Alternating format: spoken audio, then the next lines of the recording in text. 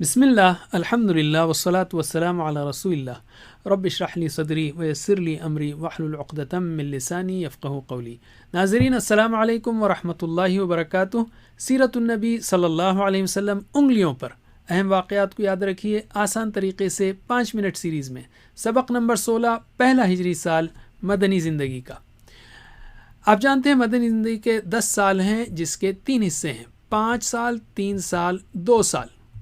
ہجرت سے حدیبیہ تک، حدیبیہ سے فتح مکہ تک، اور تقریباً سارا عرب مسلم۔ علم دایاں ہاتھ استعمال کیجئے۔ ہم لیتے ہیں پہلا ہجری سال جس کے 3 حصے ہیں، مساجد، مہاجر و انصار، معاہدہ۔ پہلا حصہ لیتے ہیں ہم مساجد کی تعمیر۔ مکے سے ہجرت کر کے رسول اللہ صلی اللہ علیہ وسلم مدینے سے قریبی آبادی قباء پہنچے۔ وہاں آپ نے ایک مسجد کی بنیاد رکھی۔ کچھ دن قیام کے بعد آپ اونٹنی پر سوار ہو کر مدینے کے لیے نکلے۔ مدینے میں رسول اللہ کا زبردست استقبال کیا گیا۔ آپ نے حضرت ابو ایوب انصاری رضی اللہ عنہ کے گھر قیام فرمایا، پھر مسجد نبوی کے لیے زمین خریدی اور اس کی تعمیر میں خود بھی حصہ لیا۔ علم مسجد نبوی میں نماز کے علاوہ صحابہ کی تعلیم اور تربیت ہوتی اور اہم معاملات کے فیصلے بھی ہوتے تھے۔ وہ ایک کمیونٹی سینٹر کی طرح تھی، اس میں بعض مہاجر صحابہ بھی رہتے تھے۔ اس طرح سب سے پہلے رسول اللہ صلی اللہ علیہ وسلم نے اللہ کی عبادت اور اس سے تعلق مضبوط کرنے کے لیے مسجد بنائی۔ یہ مسجد اہل ایمان کے درمیان اتحاد و محبت کا ذریعہ بھی بنی۔ اسباق و عمل مسلم معاشرے میں اسلام کو باقی رکھنا ہے تو سب سے اہم چیز مسجد ہے۔ اس کی تعمیر اور دیکھ بھال وغیرہ میں اپنا وقت لگائیے، مال لگائیے۔ 5 فرض نمازیں مسجد میں پڑھنے کی کوشش کیجیے۔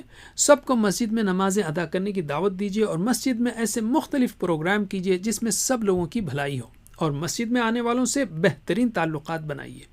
علم دوسرا حصہ ہے مہاجر و انصار، ان کے درمیان بھائی چارہ۔ مہاجرین کہتے ہیں ہجرت کرنے والے صحابہ کو، مکے سے آنے والے۔ انصار مدد کرنے والے صحابہ، مدینے کے۔ اہل ایمان کے درمیان آپسی محبت کو ہمیشہ باقی رکھنے کی غرض سے آپ نے صلی اللہ علیہ وسلم مہاجرین اور انصار کے درمیان بھائی چارہ کرایا۔ مقصد یہ تھا کہ ہر کوئی آپس میں ایک دوسرے کے غم میں شریک ہو، رنگ و نسل کے اور وطن وغیرہ کے امتیاز ختم ہو جائیں اور بلندی و پستی کا معیار صرف تقویٰ پر ہو۔ علم اسباق و عمل اسلامی معاشرہ ایک عمارت کی طرح ہوتا ہے اور ہر فرد ایک اینٹ سے اینٹ کو مورٹار سے جوڑنے پر ہی عمارت بنتی ہے۔ مورٹار یعنی اخوت کے بغیر ایک معاشرہ زندہ نہیں رہ سکتا۔ تو ہر مسلمان کے ساتھ بھائی جیسا سلوک کیجیے، اپنے دوستوں اور پڑوسیوں کا خاص خیال رکھیے۔ علم تیسرا حصہ ہے معاہدہ یہود سے۔ رسول اکرم صلی اللہ علیہ وسلم جب مدینہ پہنچے تو وہاں اہل اسلام کے سب سے نزدیک کے پڑوسی یہود تھے۔ آپ نے ان کے ساتھ اپنے تعلقات بہتر کرنے کی طرف توجہ فرمائی، چنانچہ ان سے ایک معاہدہ ہوا۔ اس کی اہم دفعات یہ ہیں: یہود اپنے دین پر عمل کریں گے اور مسلمان اپنے دین پر۔ آپسی تعلقات خیر خواہی کی بنیاد پر ہوں گے، گناہ پر نہیں۔ کوئی نئی بات یا جھگڑا پیدا ہو جائے تو اس کا فیصلہ اللہ اور اس کے رسول صلی اللہ علیہ وسلم فرمائیں گے۔ قریش اور اس کے مددگاروں کو پناہ نہیں دی جائے گی۔ مدینے پر حملہ ہونے کی صورت میں لڑنے کے لیے سب تعاون کریں گے اور ہر فریق اپنے اپنے اطراف کا دفاع کرے گا۔ علم اس معاہدے کے طے ہو جانے سے مدینہ اور اس کے اطراف ایک ایسی حکومت بن گئی تھی جس کا دارالحکومت مدینہ تھا اور جس کے سربراہ محمد صلی اللہ علیہ وسلم تھے۔ اسباق و عمل آپ نے صلی اللہ علیہ وسلم مدینہ پہنچتے ہی پہلے مسجد بنائی، پھر مسلمانوں کے درمیان تعلقات کو مضبوط کیا اور اس کے بعد پڑوسیوں سے معاہدہ کیا۔